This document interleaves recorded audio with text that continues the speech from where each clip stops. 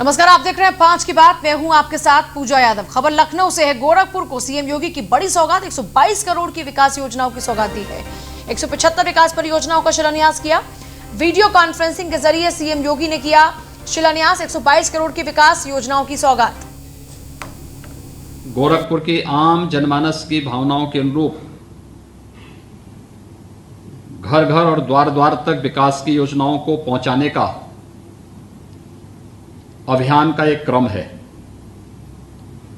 मुख्यमंत्री नगरीय अल्प विकसित व मलिन बस्ती विकास योजना के अंतर्गत 60 कार्य, मुख्यमंत्री नगरीय अल्प विकसित व मलिन बस्ती विकास योजना के अंतर्गत नगर पंचायत सैजनवा की 12 कार्य,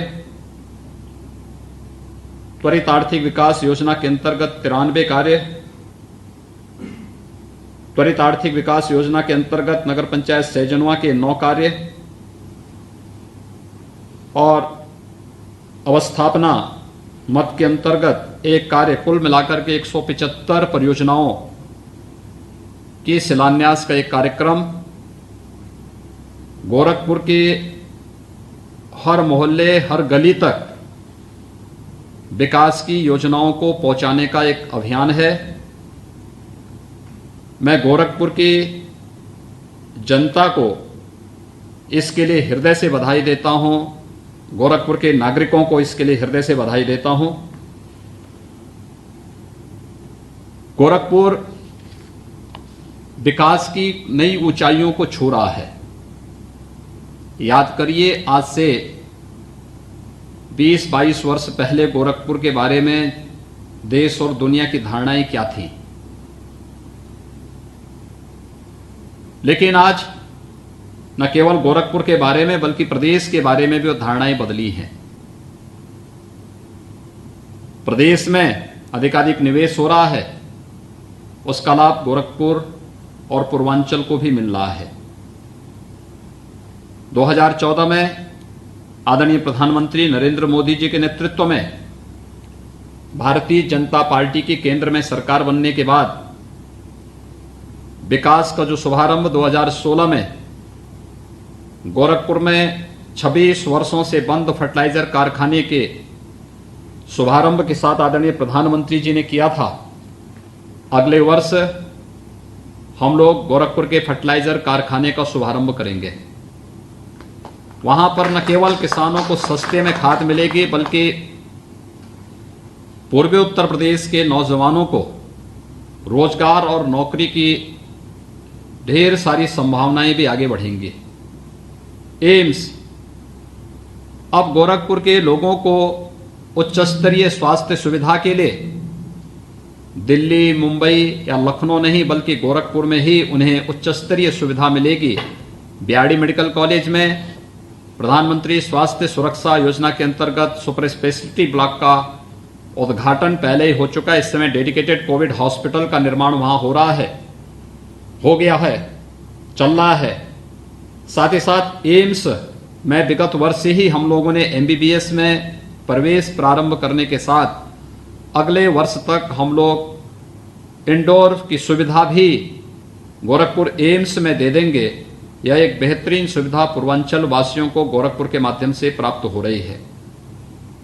गोरखपुर न केवल विकास की चौड़ी और अच्छी सड़कों के सुदृढ़ीकरण के कार्य को तेजी के साथ आगे बढ़ा रहा है। आज आप देख रहे होंगे मेडिकल कॉलेज से महाराजगंज होते हुए नेपाल जोड़ने वाली सड़क,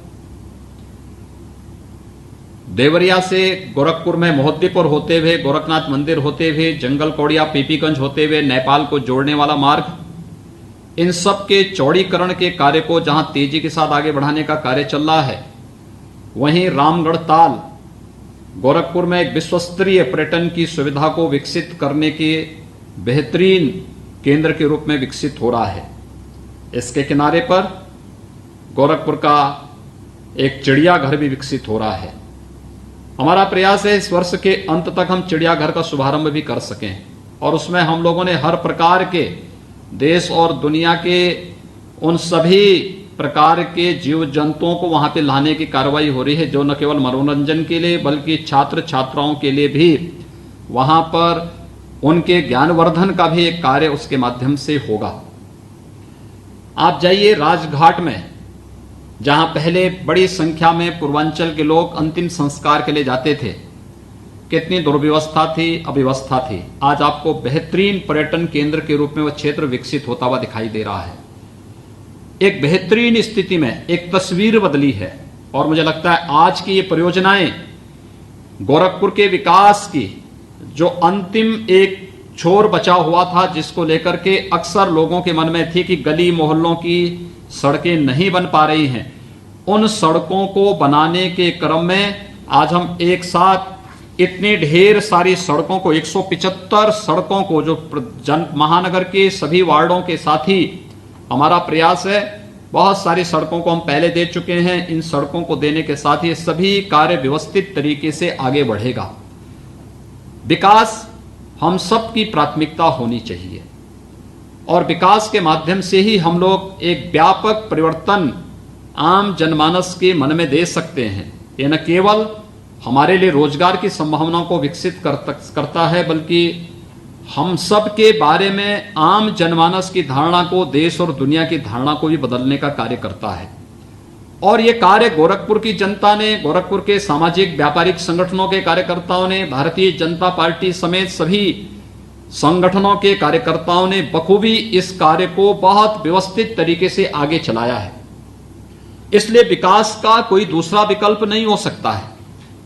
जो लोग छोटे छोटे कार्यों में अनावश्यक रूप से राजनीतिक मुद्दा बना करके बदनाम करने का प्रयास करते हैं, उनकी नकारात्मक सोच को एक सिरे से नकारने की आवश्यकता है, क्योंकि ये नकारात्मक सोच गोरखपुर के विकास के लिए सबसे बड़ी बाधा है। और इस नकारात्मक सोच ने न केवल गोरखपुर के विकास को अवरुद्ध किया है, बल्कि गोरखपुर को बदनाम भी किया है। और इसी बदनामी के कारण गोरखपुर के बारे में जनता के मन में एक बहुत गलत धारणा बनती थी। लेकिन आज हर व्यक्ति इस बात को जानता है कि न केवल गोरखपुर, अभी तो पूरा उत्तर प्रदेश देश का सबसे सुरक्षित स्थल भी है और निवेश का सबसे अच्छा गंतव्य भी।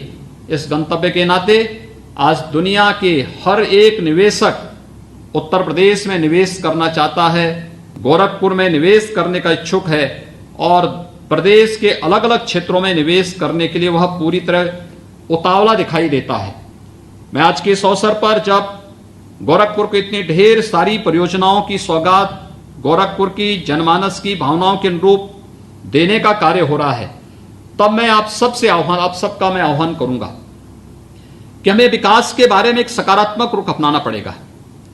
और उस सकारात्मक रुख के लिए मैंने वहां के प्रशासन से भी और जनप्रतिनिधियों से भी इस बारे में कहा है कि विकास समयबद्ध ढंग से मानक की गुणवत्ता को बनाए रखने हुए हर हाल में हो।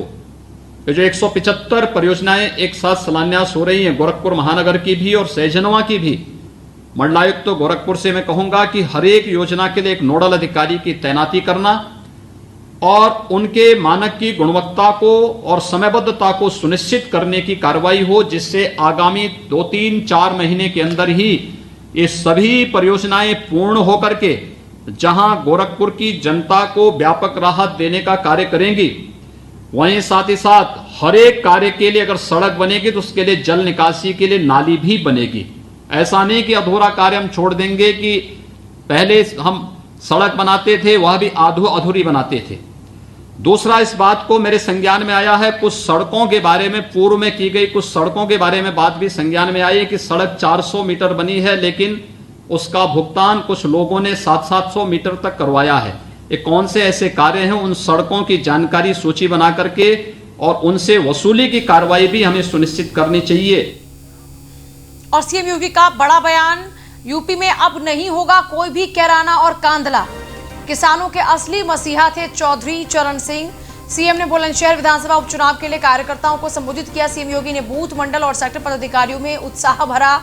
स्वर्गवासी सिरोही के सपनों के मुताबिक बुलंदशहर के विकास को बुलंदी देंगे। कुत्सित राजनीति की भेंट चढ़े मुजफ्फरनगर की अब नहीं होगी पुनरावृत्ति।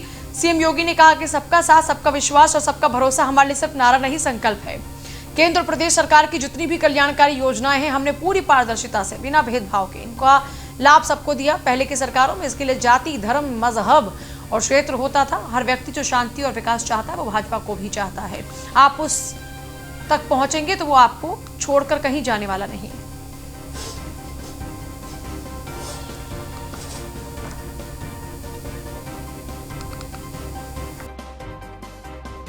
जब विकास में भेदभाव नहीं, शासन की योजना का लाभ हर एक नागरिक तक पहुंचाने के लिए कोई किसी प्रकार की कोई कोताही नहीं, कोई भेदभाव नहीं, कोई राग द्वेष नहीं, तो फिर एक जाति के नाम पर, मत के नाम पर, मजहब के नाम पर लड़ाने की कुत्सित चेष्टा कौन लोग कर रहे हैं? इनको समझने की आवश्यकता है। ये वही चेहरे हैं जो मुजफ्फरनगर में दंगा कराते थे। ये वही चेहरे हैं जो कैराना से पलायन करवाने के लिए हमें मजबूर करते थे। ये वही चेहरे हैं जो कांधला जैसे लोगों स्थलों पर, कैराना जैसे स्थलों पर वहां के व्यापारियों को पलायन करने के लिए मजबूर करते थे। और आज फिर इनकी चेष्टाएं किसी न किसी रूप में फिर से उसी रूप में सामने आ रही हैं। और आरएलडी की महापंचायत खत्म हो चुकी है। महापंचायत को खाप चौधरियों का समर्थन मिला। सपा और कांग्रेस का भी महापंचायत को समर्थन हासिल हुआ। हाथरस में जयंत चौधरी पर हुए लाठीचार्ज के बाद ये महापंचायत संपन्न हुई। किसानों का अस्तित्व हमारा भविष्य के नारे पर हुई ये महापंचायत। किसान बिल के विरोध में भी लोकतंत्र बचाओ महारैली। जयंत चौधरी के आह्वान के बाद पश्चिमी यूपी में ये महापंचायत हुई। जिले में धारा 144 होने के बावजूद भी आरएलडी की ये महापंचायत हुई। सरकार और प्रशासन से आर पार के मूड में अब नजर आ रहे हैं आरएलडी नेता। महावीर चौक के जीआईसी इंटर कॉलेज के मैदान में ये महापंचायत हुई।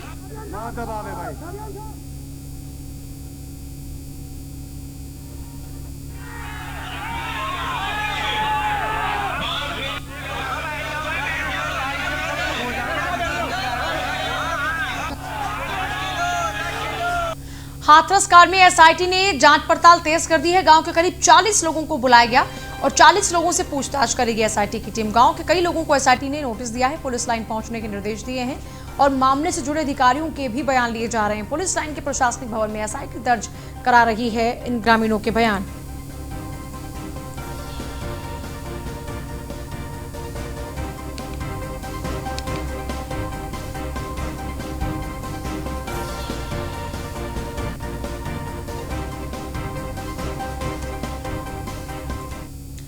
प्रधानी चुनाव को लेकर बवाल है। भैरवपुर में जमकर मारपिटाई हुई, फायरिंग, कई लोगों के घायल होने की खबर है। 2 दिन पहले मारपिटाई हुई थी। पुलिस की लापरवाही इस मारपीट में थी। मारपीट मामले में दर्ज नहीं की थी एफआईआर। पुलिस ने गंभीरता के बजाय शांति भंग में कार्रवाई की। पहले ही अगर गिरफ्तारी की होती तो आज ये घटना न घटती। पकोलिया थाना क्षेत्र के भैरवपुर गांव का ये पूरा मामला है, जहां पर पुलिस की लापरवाही के चलते ये मामला इतना ज्यादा बढ़ गया।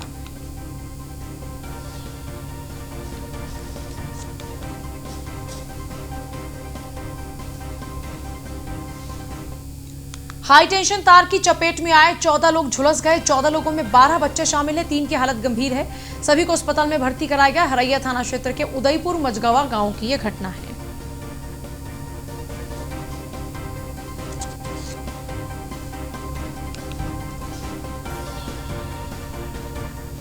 और पीलीभीत में गैस सिलेंडर में ब्लास्ट लीक होने से तेज धमाका हुआ।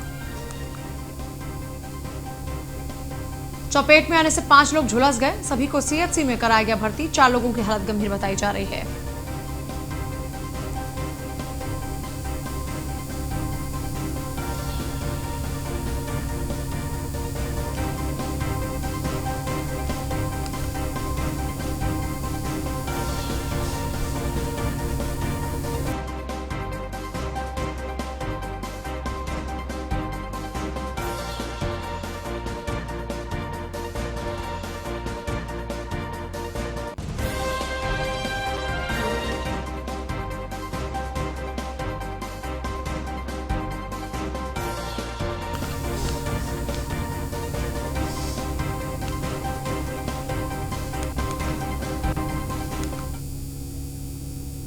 पीलीभीत में ही पुलिस ने 50,000 के इनामी बदमाश को धर दबोचा। मुखबिर की सूचना पर पुलिस ने कार्रवाई की। इनामी गैंगस्टर मंगली को पुलिस ने गिरफ्तार किया।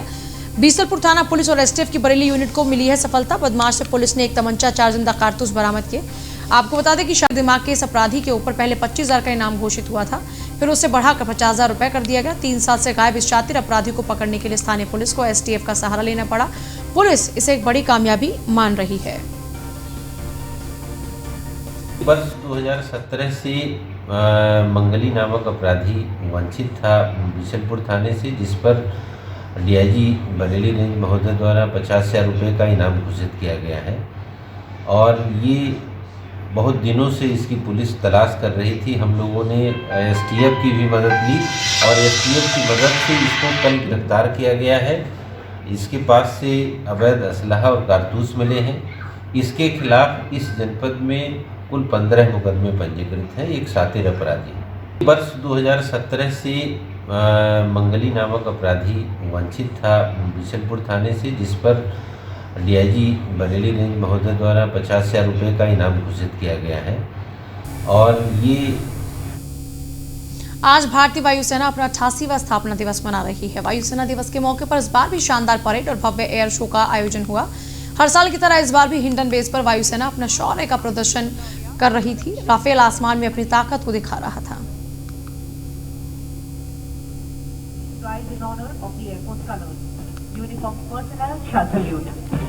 देवियों एवं सज्जनों, जब निशान टोली आपके सामने से गुजरे तो आप उसके सम्मान में खड़े हो जाएं एवं प्रतिधारीगढ़ सल्यूट करें। आज की निशान टोली का नेतृत्व कर रही हैं squadron leader Shivangi Rajawat. Colors, a mark of honor, were presented to the Indian Air Force by the अब आपको दिखाते हैं कुछ खास तस्वीरें जो हिंडन एयरबेस पर भारतीय वायुसेना ने अपने कर्तव्य में दम दिखाया है। वो आप देखिए, एकलव्य फॉर्मेशन राफेल का दमखम देखिए, वर्टिकल चार्ली मैनूवर देखिए, ये तस्वीरें देखिए आपके सामने, एकलव्य फॉर्मेशन राफेल का दमखम और वर्टिकल चार्ली मैनूवर। ये 3 तस्वीरें अपने आप में काफी है दिखाने के लिए कि वायुसेना ने कैसे वक्त के साथ अपने आप को और इम्प्रूव किया और ताकतवर वायुसेना होती चली गई। ये 3 तस्वीरें अपने आप में ये बयां करने के लिए काफ़ी है। वायुसेना दिवस है और वायुसेना दिवस के मौके पर एक बार फिर से ताकत का जोरदार प्रदर्शन। इससे पहले की तस्वीरें भी हमने आपको दिखाई जब रिहर्सल्स चल रहे थे, फाइनल रिहर्सल। भारतीय वायुसेना अपना 88वां स्थापना दिवस इस बार मना रही है। 8 अक्टूबर 1932 को गठन हुआ था भारतीय वायुसेना का। पहली उड़ान 1 अप्रैल 1933 को भरी थी वायुसेना के लड़ाकू विमान ने और भारतीय वायुसेना के नाम में रॉयल शब्द जोड़ा गया था, लेकिन आज़ादी के 3 साल बाद यानी 1950 में इसको हटा दिया गया। तब से इसे भारतीय वायुसेना यानी इंडियन एयरफोर्स के नाम से ही जाना जाता है।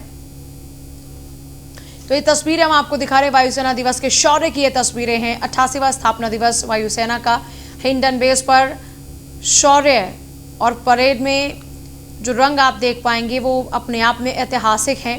56 लड़ाकू विमानों ने इस बार उड़ान भरी, 56 एयरक्राफ्ट भाग लेते नजर आए इस बार भारतीय वायुसेना के इस परेड के दौरान में।